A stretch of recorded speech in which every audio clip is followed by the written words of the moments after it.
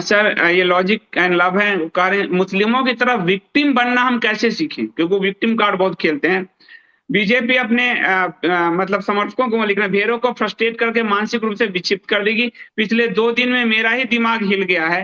वो लेडीज हैं वो, और बड़ी वो बहुत डिप्रेशन में है, तो वो कह रहे हैं कि ये भेड़ों को फ्रस्ट्रेट करके मानसिक विक्षिप्त कर रही है। हम भी विक्टिम बनना कैसे सीखें?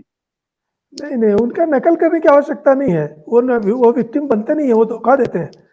और इसीलिए डॉक्टर बिल वार्नर कहते हैं कि ये ध्यान रखिए कि इस्लाम की का 2 ही मजबूत स्तंभ है, 2 ही आधार पर वो इस्लाम खड़ा है। एक है डुअल लॉजिक और दूसरा सबमिशन। आप समर्पण कराना, समर्पण मांगना, समर्पण की मांग करना, और दोहरी भाषा, दोहरी नैतिकता रखना। ये उनकी दोहरी नैतिकता है कि जिस बात पर वो आपस में गर्व करेंगे, आपके सामने वो रोते बिसूरते हुए आएंगे। तो ये छल है। ये वास्तव में कोई विक्टिम कार्ड, वो विक्टिम है ही नहीं, वो तो मालिक है। और उनका दबदबा मालिकाना है। ये जिन्ना ने भी कहा था। जिन्ना को पाकिस्तान क्यों चाहिए था? उस समय तक तो वो अंग्रेजों का शासन था, और पिछले 700 सालों से अंग्रेजों का, मुसलमानों का ही शासन था। तो भारत में वो साथ क्यों नहीं रहना चाहते थे? उसका उन्होंने सिंपल रीजन दिया। बोला हम मालिक कौम है, हम मालिक बन के ही रह सकते हैं, हम बराबरी से नहीं रह सकते हैं। ये उनका टर्म है, मास्टर रेस, MASTERRACE। ये उनका लॉजिक था पाकिस्तान मांगने का। आज हमको क्या पढ़ाया जाता है पिछले 70 सालों से? अरे वो तो अल्पसंख्यक थे, उनको तो डर लगना ही था।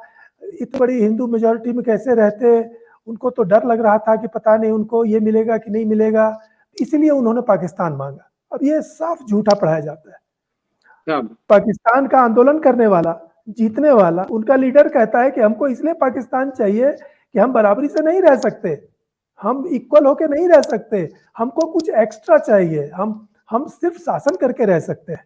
और वही दुर्भाग्य से पार्टीशन के बाद भी भारत के शासकों ने वही कर दिया। आज भारत में हिंदू 2nd ग्रेड के सिटीजन है, उनको लीगली कॉन्स्टिट्यूशनली उतने अधिकार नहीं है जो मुस्लिमों और क्रिश्चियनों को है। तो उनको तो अहंकार है कि हम तो ऊंचे हैं, इसलिए उनमें कोई विक्टिम का भाव नहीं है, उनमें छल का भाव है कि हम अपने आप को विक्टिम दिखाएंगे तो इससे हम और कुछ ले सकते हैं।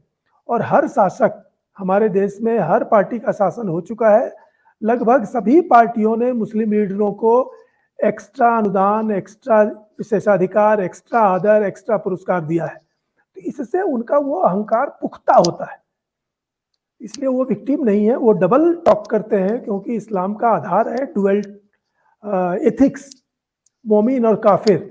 कोई भी चीज मोमिन और काफिर के लिए एक नहीं हो सकती है, ना कानून, ना नैतिकता, न शिक्षा, न अर्थव्यवस्था, न सामाजिक जीवन, न संस्कृति, कुछ भी नहीं। इसलिए इस डुअलिटी, ये दोहरेपन, ये इस्लाम का बुनियाद है। इसलिए वो विक्टिम कार्ड तो खेलते हैं, और जरूरी नहीं है कि हमको भी वो करना चाहिए।